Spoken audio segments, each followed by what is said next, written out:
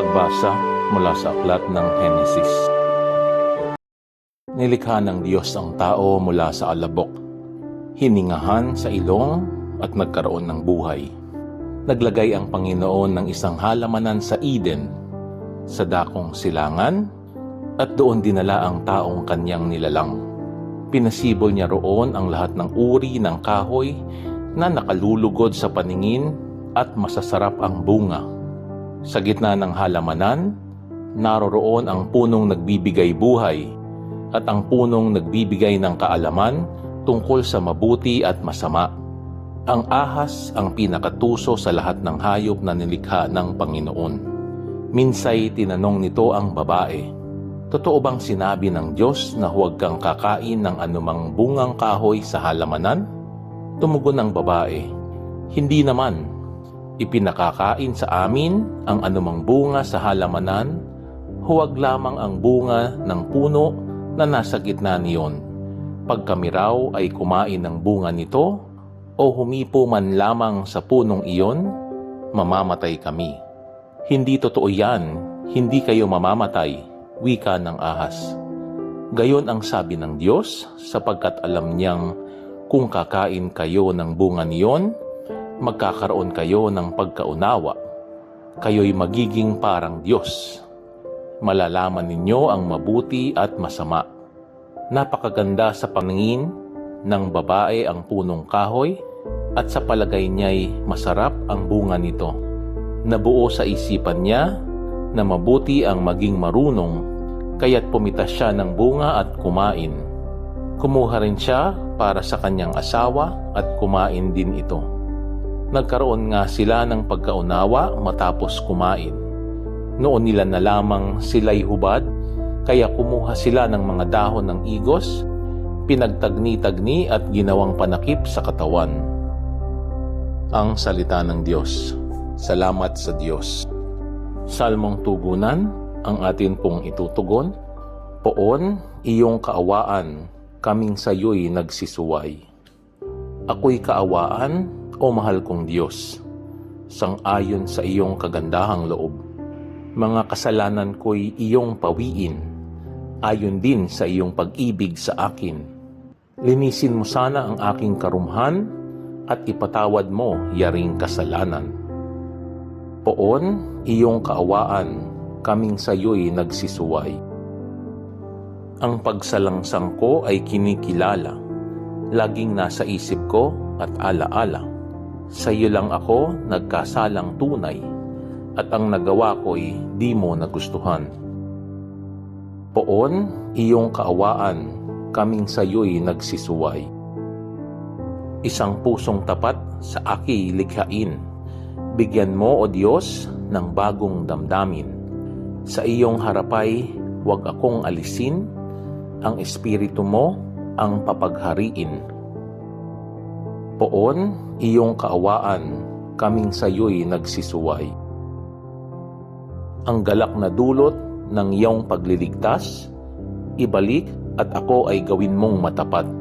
Turuan mo akong makapagsalita at pupurihin ka sa gitna ng madla.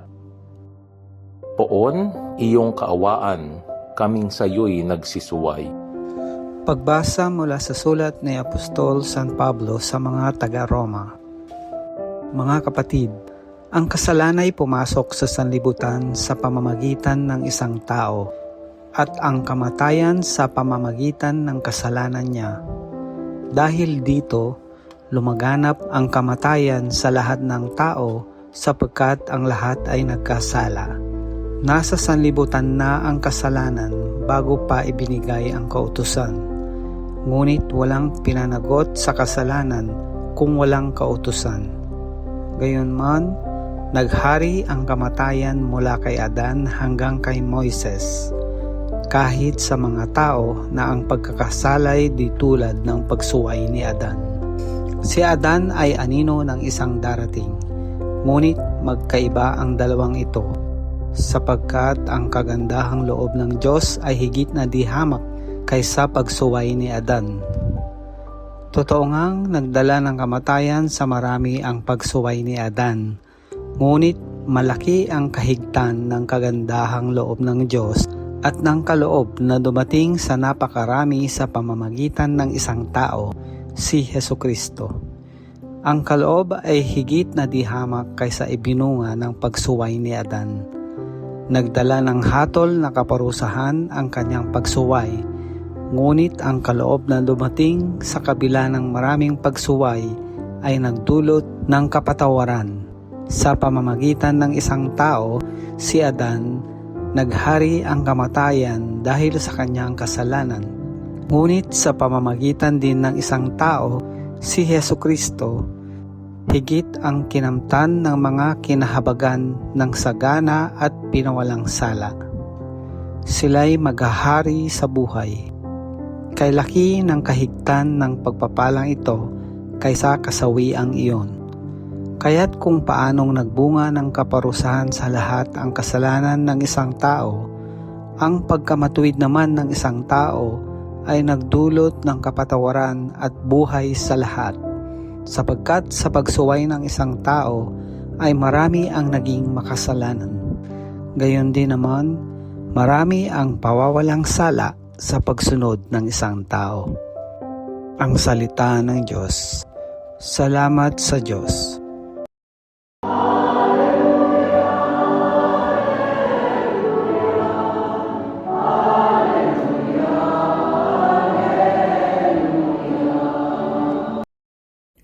Ang mabuting balita ng Panginoon ayon kay San Mateo. Noong panahong iyon, si Jesus ay dinala ng Espiritu sa ilang upang tuksuhin ng Diablo. Doon 40 araw at 40 gabing nag-ayuno si Jesus at siya'y nagutom.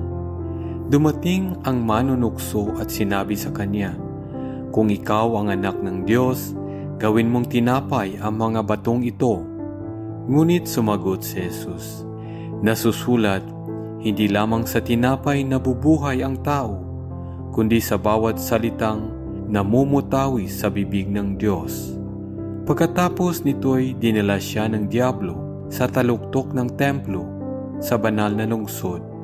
"Kung ikaw ang anak ng Diyos," sabi sa kanya, "magpatihulog ka, sapagkat nasusulat, ipagbibilin niya sa kanyang mga anghel na ingatan ka, aalalayan kanila upang hindi ka matisod sa bato." Sumagot si Jesus, "Nasusulat din naman, huwag mong subukin ang Panginoon mong Diyos." Pagkatapos dinala rin siya ng Diablo sa isang napakataas na bundok. Mula rooy ipinatanaw sa kanya ang lahat ng kaharian ng sanlibutan at ang kayamanan ng mga ito. At sinabi ng Diablo, "Ibibigay ko sa iyo ang lahat ng ito kung magpapatira pa ka at sasamba sa akin." Sumagot si Jesus, "Lumayas ka, Satanas, sapagkat nasusulat, ang iyong Diyos at Panginoon ang sasambahin mo, siya lamang ang iyong paglilingkuran." At iniwan siya ng Diablo. Dumating ang mga anghel at naglingkod sa kanya. Ang mabuting balita ng Panginoon, pinupuri ka namin, Panginoong Hesukristo.